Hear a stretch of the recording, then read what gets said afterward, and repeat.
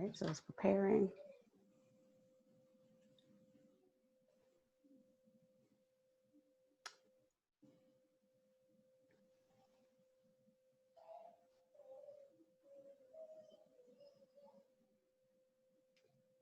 What in the world?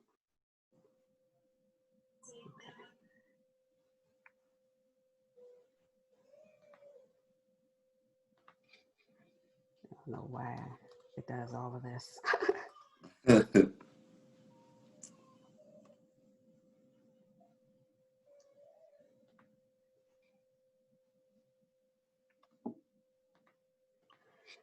Lord, technology, I tell you.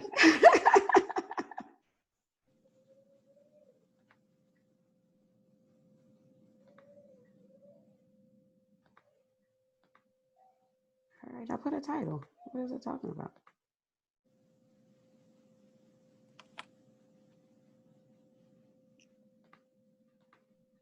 This is crazy. Hold on. I'm sorry. I apologize. Because when I didn't have a title, it let me go live. The button was lit. So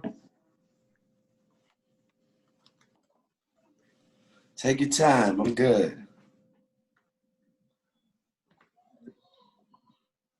Check that your stream is connected. I wonder if they see it on my Facebook. I wonder how it works like Instagram.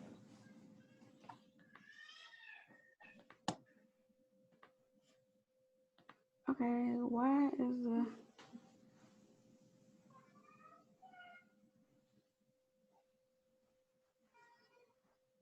Hold on, like...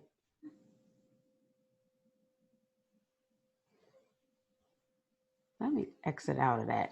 I'm gonna exit out of that one and then send it again because for some reason, or maybe I was live because it just said stop live stream. You know what? We're gonna try it one more time. Let's see. Post this.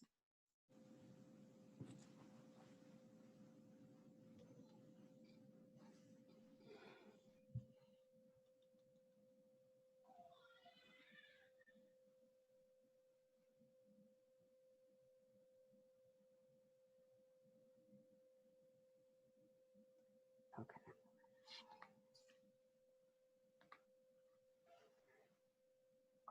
All right. It looks like we are in the money now, setting it up. If anybody saw me prior and I was live already, my apologies because it did not tell me I was live. So whether we live or not, we here. So thank you so much for joining me today. I have the pleasure of speaking with Cortez Bryant, who is Maverick Partner, the Blueprint Group co-CEO, Young Money Entertainment COO, excuse me. Welcome to the Purple Pages on Swagger Magazine. Well, thanks for having me. I'm excited to be here. I have, using the term stalk loosely, right? Your page for a while and follow you and your story. So my first question though is, was entertainment your first love? Like, is this where you were going? Is this what you thought you were going to be when you grew up?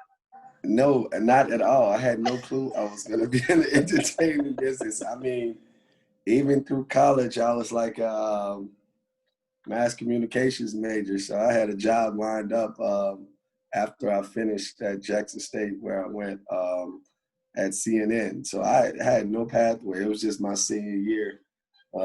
My best friend, Lil Wayne, called me and asked me to manage him. And we kind of figured it out from there. I didn't know what I was doing. I had no clue. I knew nothing about the music business. And I'm going to touch on that because I found a quote from you from another video that you did earlier in the year. So it touches on that. So I'm going to speed past that for a minute. We're going to come back to it. All right. Because we have all of these titles. So you have, Maverick, Blueprint, Young Money. So as a business owner, why is it important to have all of these different imprints or different businesses if the core people are the same, or if it's just yourself? Why is it important to separate the businesses? They actually do sort of different things, I'm also, I'm a firm believer in, as an entrepreneur, diversifying your portfolio.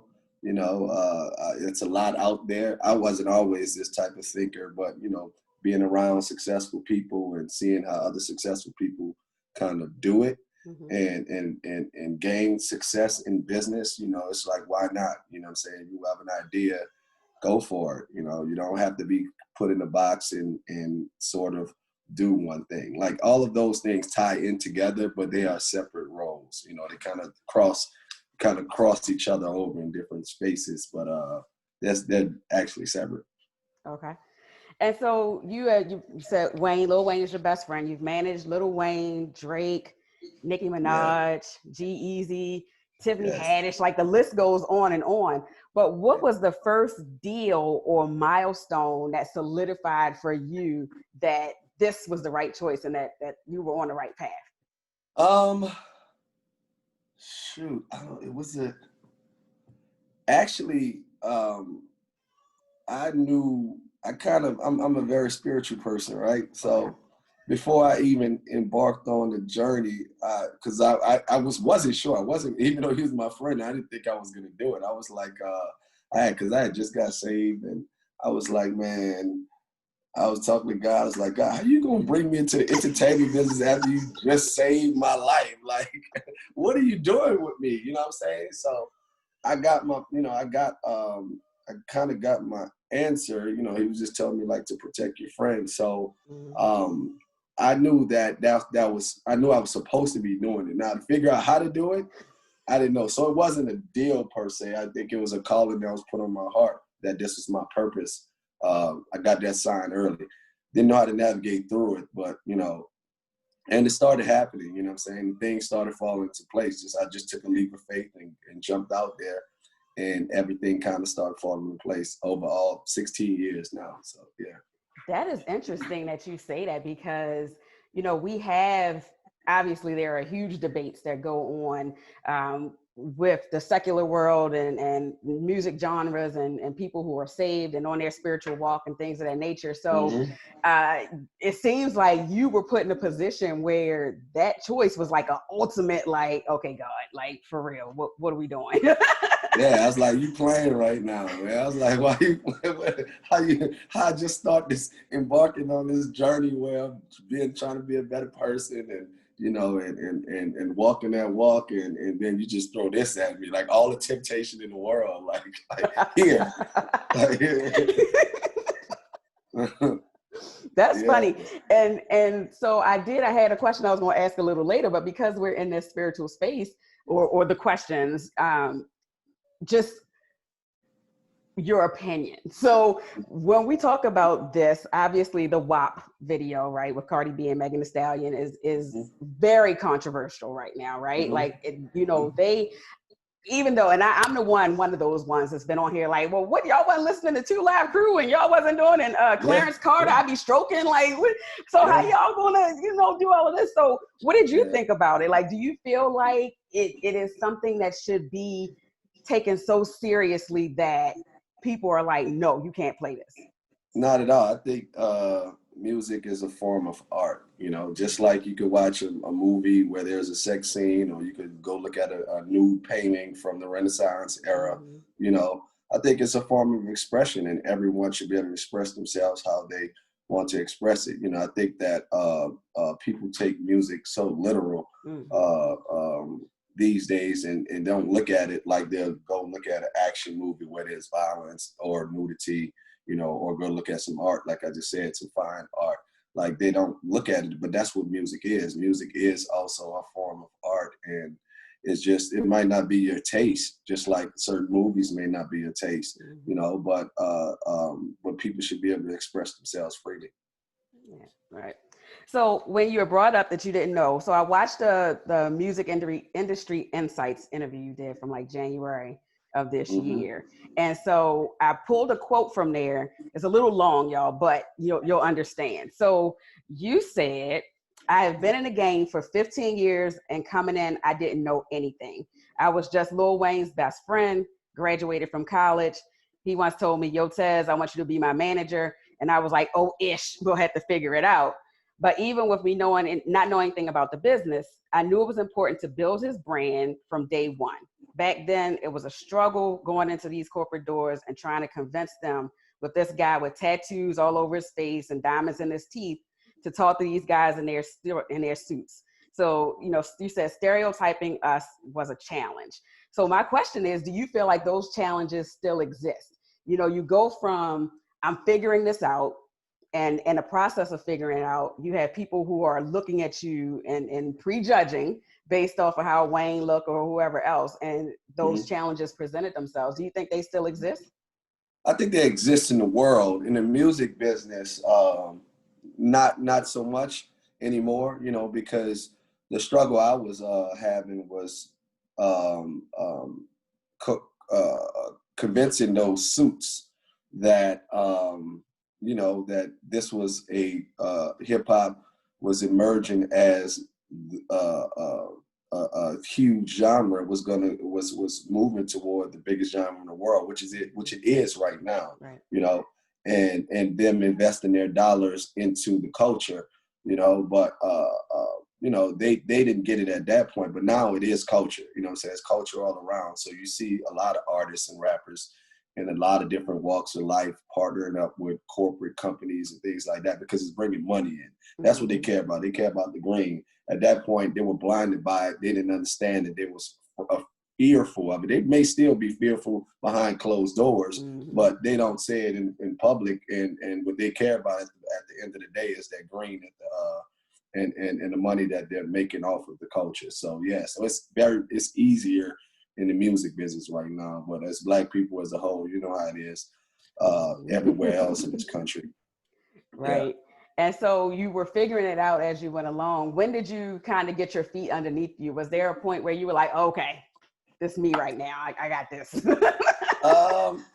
I think that I give a lot of credit to my partner. You see co-CEOs a Blueprint Group like G. Roberson. You know, once like my third year in, I was seeking a partnership because I felt like I was at a ceiling of what I knew, my personal knowledge. So I wanted to be smart about the situation and try to partner up with somebody that was smarter than me. So I was seeking that, and I found G. Luckily, you know, we were the same type of person, same values, and our outlook on life. Like everything kind of lined up, and he single-handedly taught me. Well, he taught me a lot. Then he made a lot of things that I was thinking in my head make sense. So, you know, once I had the strength of that, he brought a whole team and all of us still together today. You know, he brought a nucleus around me that I was able to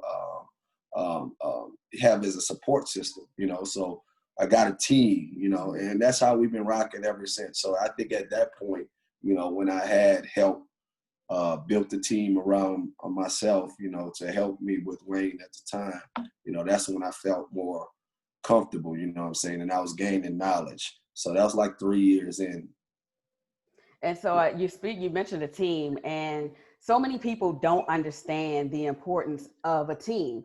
So Yeah. can you speak to that? So I know as music artists, who are the most important people to have on your team? I think that as an artist, you want to have a lawyer and a manager. Those are the most important ones, you know what I'm saying? Especially a lot of them don't come in. A lot of artists grab managers, but don't understand that they have to, get these lawyers to protect them, you know what I'm saying? To protect them. That's the most important relationship you're going to have, you know, getting a great lawyer, because they're going to do your contracts with your manager also. So I think core, you know, at the very least and at the very core, somebody that's out there trying to knock down doors while the artist is being creative in a manager, and, you know, and a lawyer that's going to help, you know, keep everybody honest and guide the artist through the music business things, and put them in great situations so that they don't have a lot of artist stories of signing bad deals early on. Yeah. So I was just getting ready to say that. So you do. And so with those, I mean, because you did explain like the lawyer is the person that's doing it, but do you, outside of what I feel like you're going to say is the obvious reason, but why is it that so many people sign these bad deals or end up in these bad situations? I think that, you know, I think it's we don't have exposure, you know, especially in hip hop. You know, a lot of the people that come up in hip hop, and which how I was born, you know, come from they're poor, you know, don't have much, you know. So when they see opportunity, somebody come up with a $25,000 check or some money in front of them, you know, not having nothing and putting some money in front of you, you know, it's people who's likely to jump in, you know what I'm saying, and jump on board and sign themselves away and not know what they're doing, you know what I'm saying. But it's a lack of knowledge and exposure that we don't have as a people. That we don't have as a people, and I'm trying to fix that problem in the companies that I'm working with right now. But that's like the core of it, you know. Yeah. And I want to ask, I know that sports deals are a little different from music, even though I'm sure you've had your hand in some sports deals as well. But I wanted to get your take and what your thoughts were on the Rich Paul rule that they tried to put out there that would have required agents to meet certain prerequisites, including having a bachelor's degree. Like, what did you think about that? It was BS. They were trying to put them in a box. You know what I'm saying? Like they've been holding on to. I'm talking about white men, been holding on to the agency world for a long time, you know, and Rich LeBron and his entire team, Maverick, they're very smart young men, you know what I'm saying, and have went about the business the right way since LeBron got in his career, and they felt the threat. You know what I'm saying? They felt the threat, but you can't get away with that these days. You know what I'm saying? Like that probably would have worked some years ago, you know, but our tolerance, you know, I feel like, especially since this president's been in office, you know, we built up the tolerance of no, you know, and now we're not about to go back down that route that you know, our ancestors had to deal with. It's not happening. So, yeah, that's what it was all about, man. I'm happy that they came to their senses and got rid of that really fast. You know, it felt the public pressure of it, you know, because it's not fair. You know what I'm saying? This guy's one of the most successful basketball agents ever. You trying to put it, he don't have a bachelor's degree. You trying to put him in a box, you know. But we was going to the, I called up our president at my school, Jack State, give him an honorary degree. You know what I'm saying? We're gonna fix the problem. You know what I'm saying? We're gonna fix the problem because he deserves it based off of his reputation and what he's done since he's been in the business as an agent. So we were gonna get around, but I'm glad they came to their senses and got rid of it. Yeah, because that was crazy. Yeah. Yes. So I know the industry has come a long way since the 90s, and to your point, we don't have the same doors or requirements to getting signed, and you know, most people are doing it on their own. But is there anything about the industry back then that you miss now?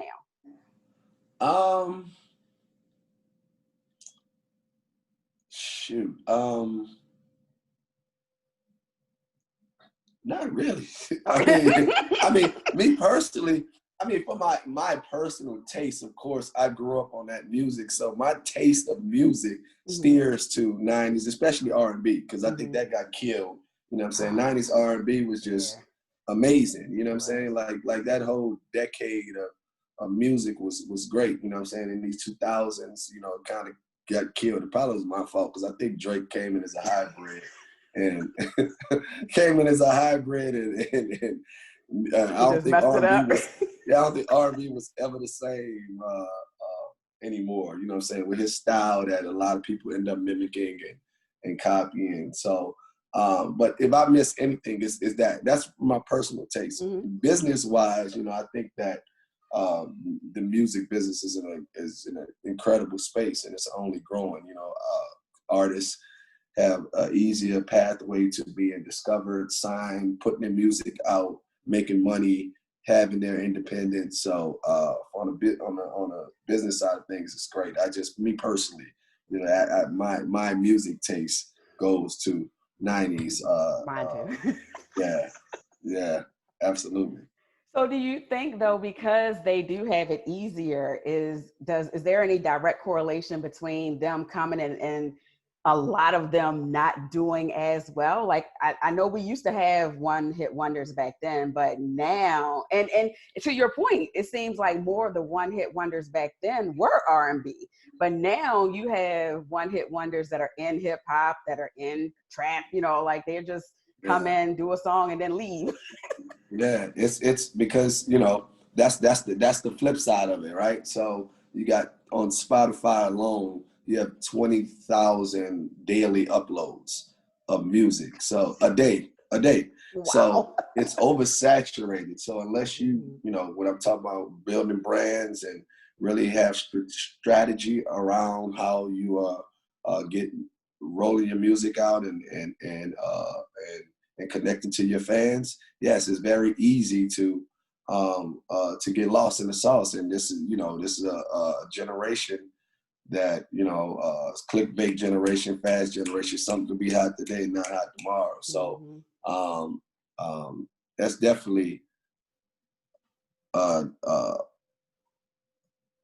the reason why you see so many one-hit wonders and things these days.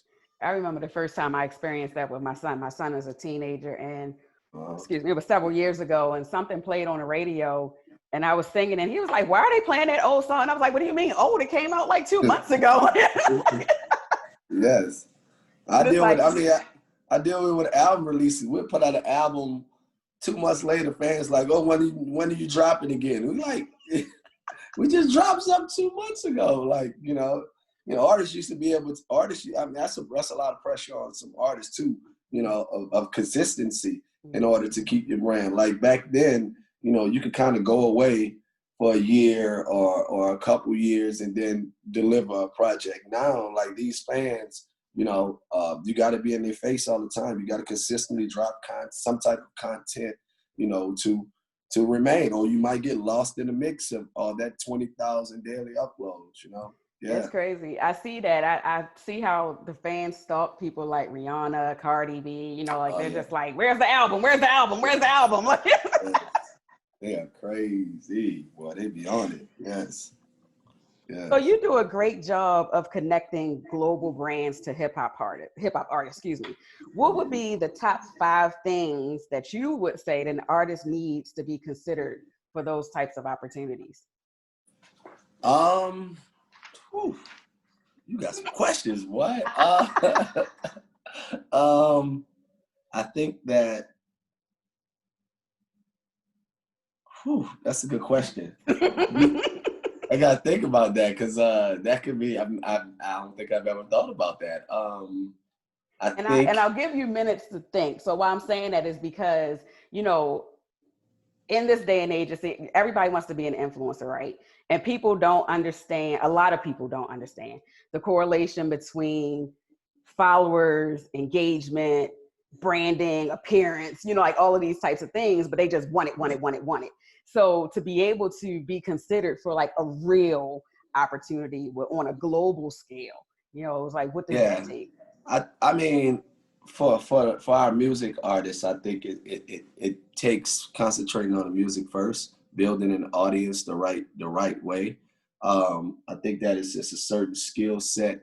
Because we've been blessed to work with a lot of superstars, you know what I'm saying? And I tell people, you know, it's not all about the music, you know, personality, how we set up the marketing and build the brand, who the person is around it, how we tour the correct way, making sure you see the fans when we do concerts and shows, and building and aggregating that audience, which now it gets quantified with social media followings and Instagram and all those type of things to show the results. But before we had that, before we had social media to kind of have a uh, uh, tracking of that Mm-hmm. audience, you know, the goal was to do those things, you know what I'm saying? Outside of the music, build everything around it.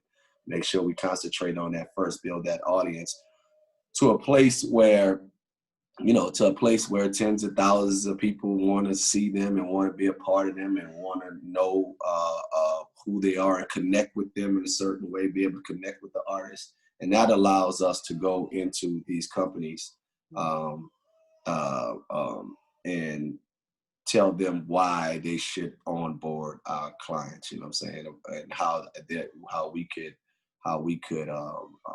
help amplify their products that they're trying to sell based off of the connectivity that we built through a fan base for one, but then the person themselves, or how people gravitate to them that may not know them for the music, you know. So it started with the music side of it. All that made sense. That was the first time I got asked that.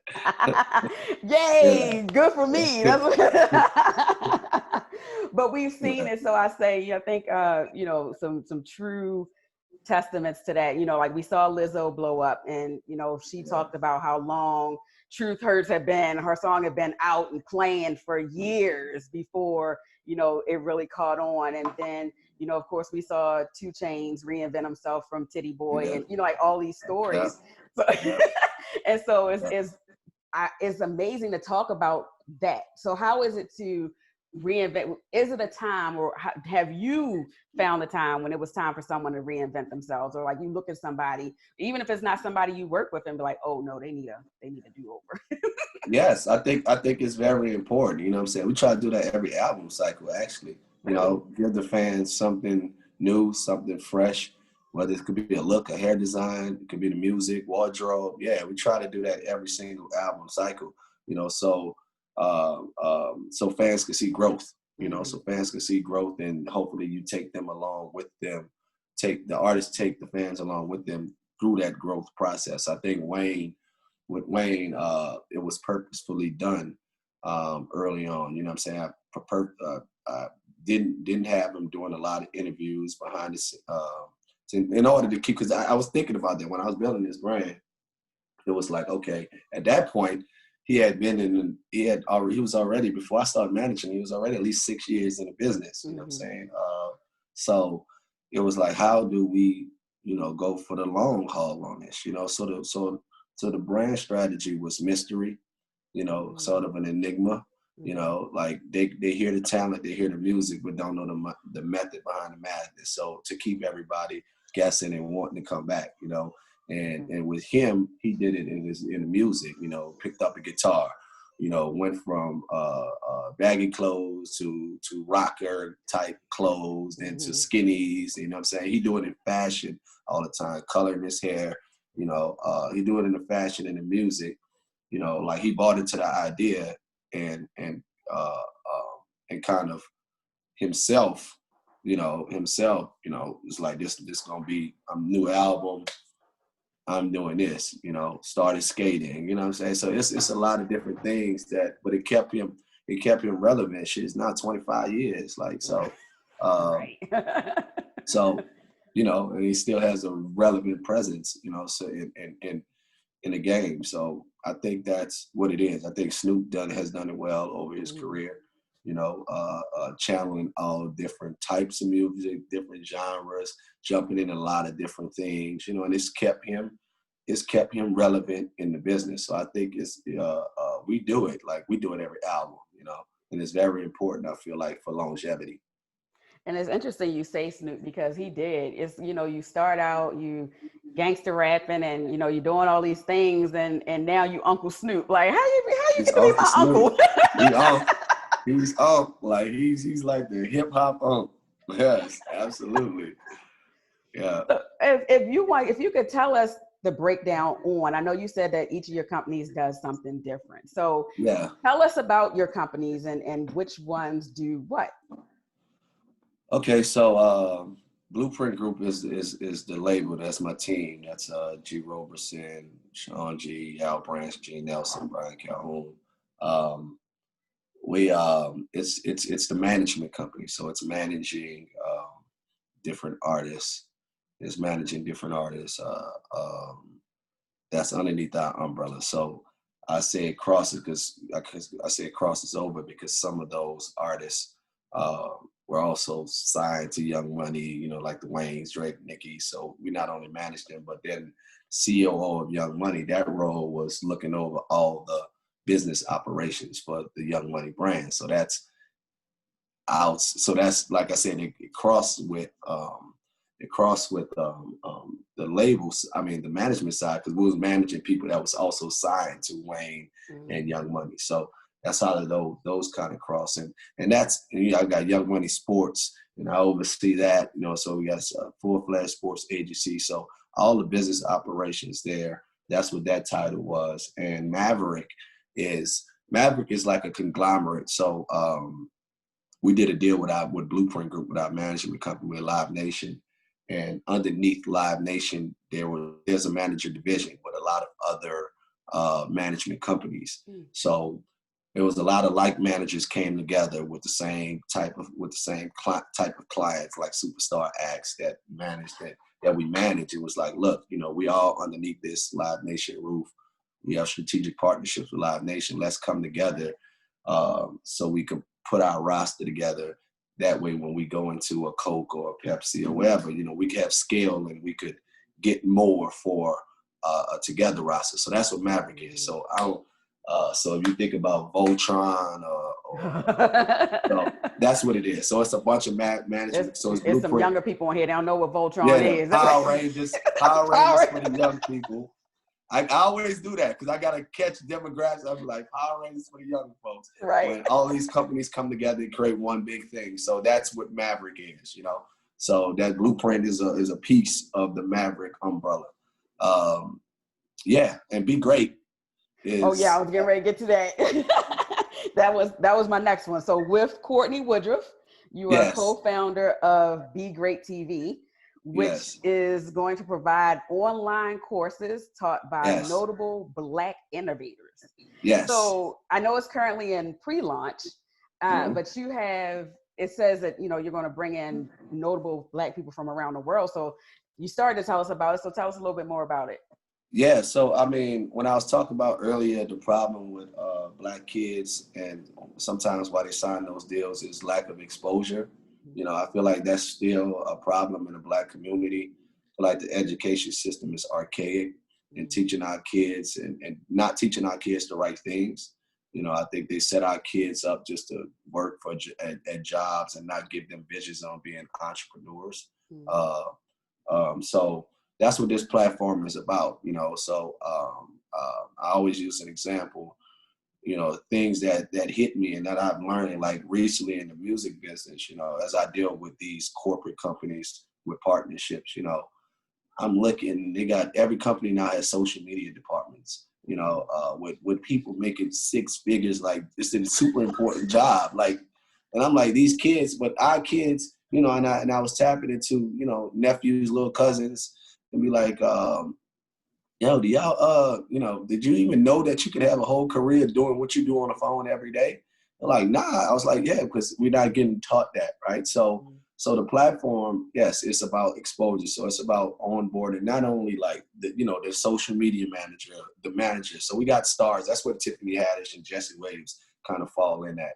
They're part of the original founding members of founding investors of Be Great, So it can be people like that on the platform, but also is going to be the successful, the person with the successful landscaping company, the person with the successful hair salon, So, everybody doesn't desire to be a star, and it's not the only way you can make money. Kids think basketball and rapping is probably the only way, not knowing that there's plenty of jobs in the music business that they can get and they can do. They can have a love for music and really be great, no pun.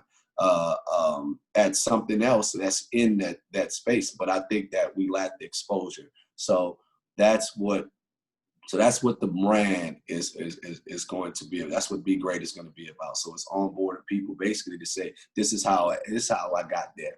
These are the steps. This is what you can do. These are things that you need to learn and know in a curriculum type structure. These are things that you could do to do what I do, to start your successful welding business, that's Be Great. I feel like it's been on my heart to pay it forward. I've been doing this for a long time, and it's everything I'm doing now, I'm trying to just pour back in, pour back into the community and use the platform and all things I did on this music side to push that along and try to get these kids some exposure to things that they may not know about. So will it be on demand classes, or so I know you said, so for instance with the landscaping company, will this be an opportunity for someone to advertise on a platform, or will they share their story on a platform? How will it work? It's like courses, so it'd be like instructional courses. So you might have like 10 episodes, small episodes of like how to. So if you could compare it to anything, the only thing out there that's like it is masterclass. Okay. So if anybody's familiar with that, that's like the format. But you know, we gonna get a little fun with it, add some culture to that, and have different type of platforms. So some of it's gonna be instructional based. We're gonna have a podcast segment also, so if it's more conversational, so it's going to be like curriculum based in one part for the most part, you know, but then we'll have a podcast piece where maybe just more conversational and about a person's journey and hitting it on that level. So yeah, so that's the plan and that's the goal. And so just going backwards a little bit, when you think about the people that you want on your platform, and even the people that you manage, do you all still take on new clients that you manage, or have you gotten away from that a little bit, or where are you at with that? If it's right, you know what I'm saying? if it's right, I think that, you know, I don't think I've ever like approached God with bless. You want to knock on something? I'm looking for some wood to knock on. I've never had to approach a client to kind of come on board. Okay. You know, it's kind of happened. It's kind of divinely happened at the right time when, you know, that's someone paths across conversations in the same room. You know, so that's that spiritual thing earlier, right? If it feels right, and I feel like it's meant for me to do, then I'll do it. But it's nothing I seek. You know what I'm saying? It's nothing I seek. I think in my heart right now, on my heart right now is all these giving back endeavors and this Black Music Action Coalition that we started with a lot of managers and artists to attack systematic racism in the music business. So that's kind of where my wavelength has been through COVID. Like, it's just woke the little activist in me up, you know. Okay, so I wasn't familiar with that. How are you doing? I'm all discombobulated now too. Like, tell me more about that. Like, yeah, so Black Music Action Coalition. It's like around what was that? Blackout Tuesday. Mm-hmm. You know, it was a bunch of managers that got together on the phone. It's like, what could we do to solve the problem? You know, it's post George Floyd, everything that's going on. What could we do to solve the problem with systematic racism in the music business? You know, and a couple of them got on the phone. So it started with like 7 or 8, but then the calls went to 10 and then to 50.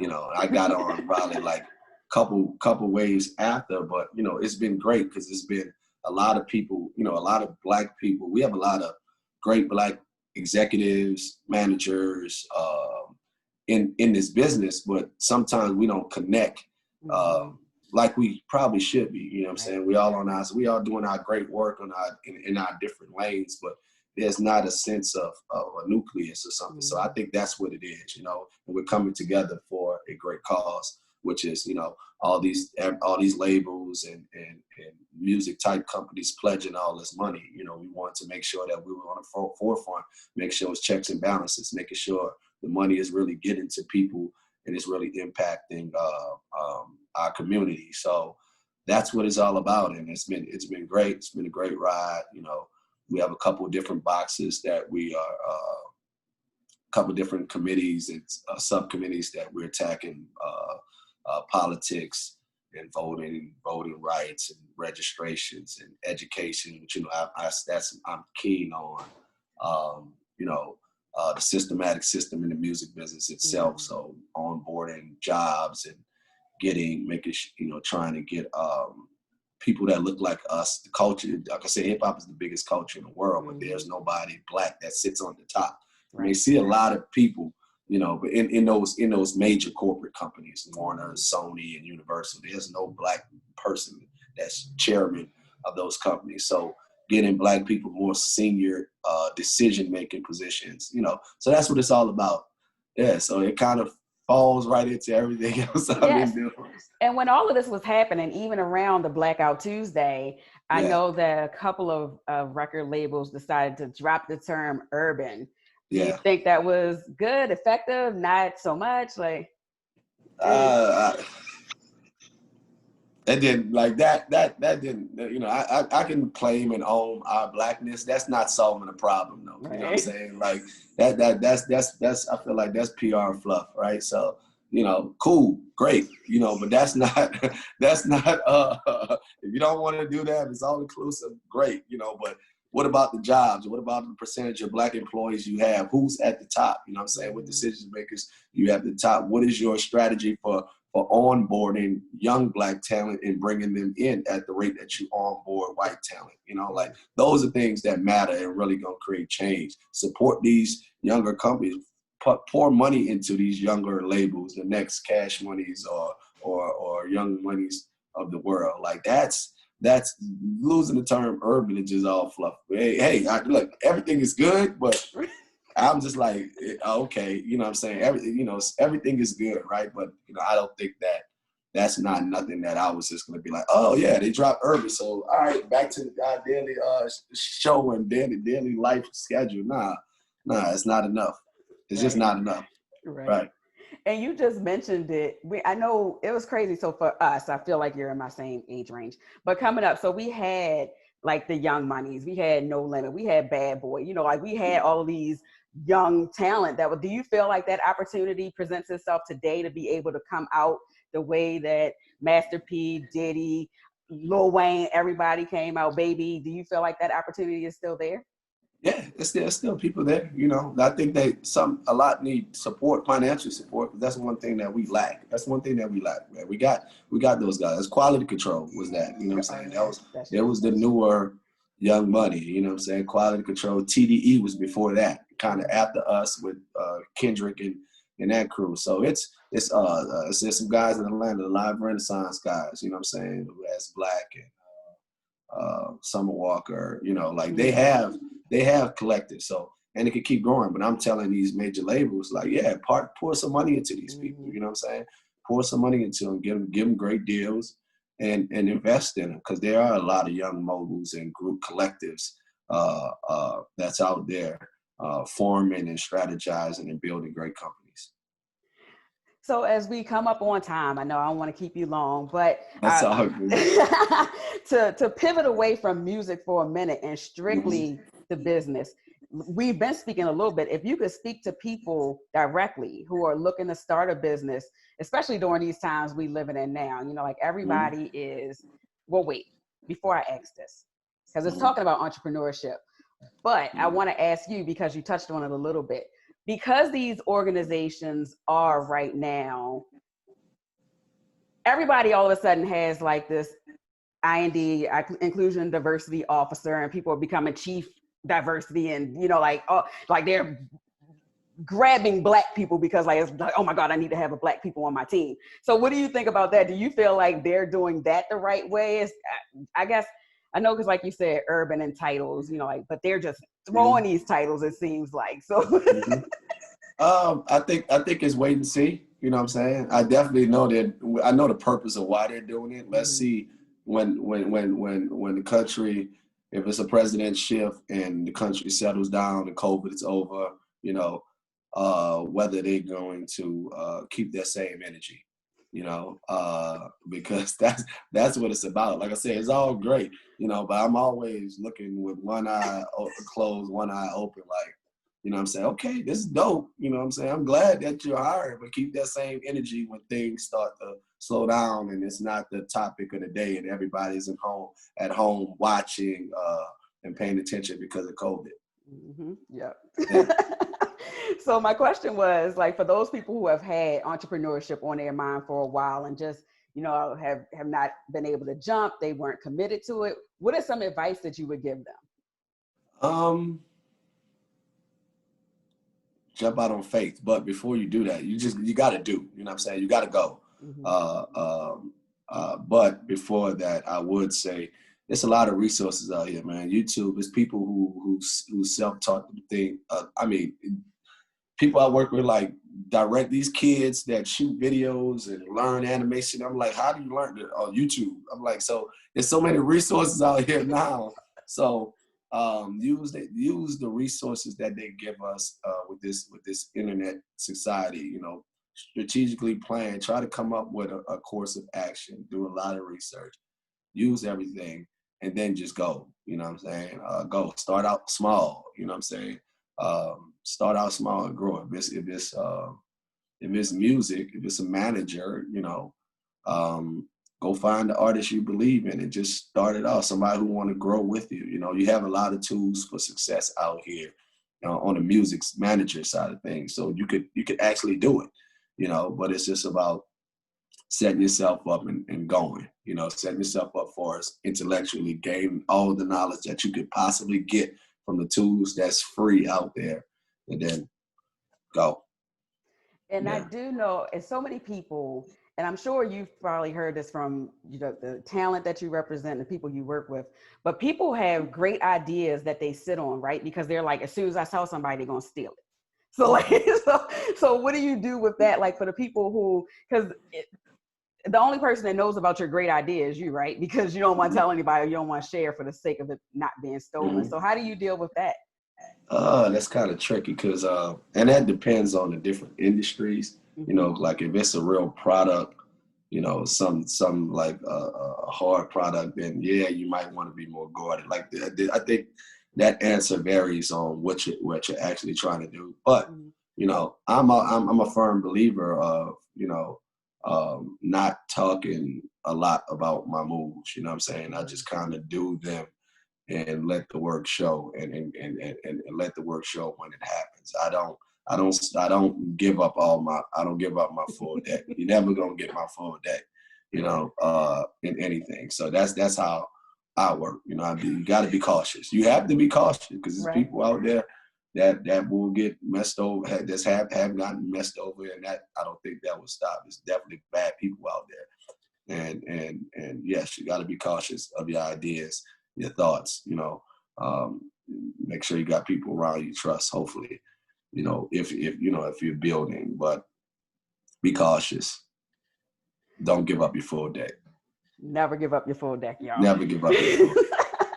So outside of Be Great TV that's in pre-launch, are there any other big things you have coming up? Any other projects you're working on that we should know about? Yeah, I'm like on this advisory board for one more thing. It's called Project Go Dark. So that's going to be a summer program for HBCU students Go to Bears, Morgan State. Morgan State. Okay, that's what's up. HBCU love. Yes. Okay.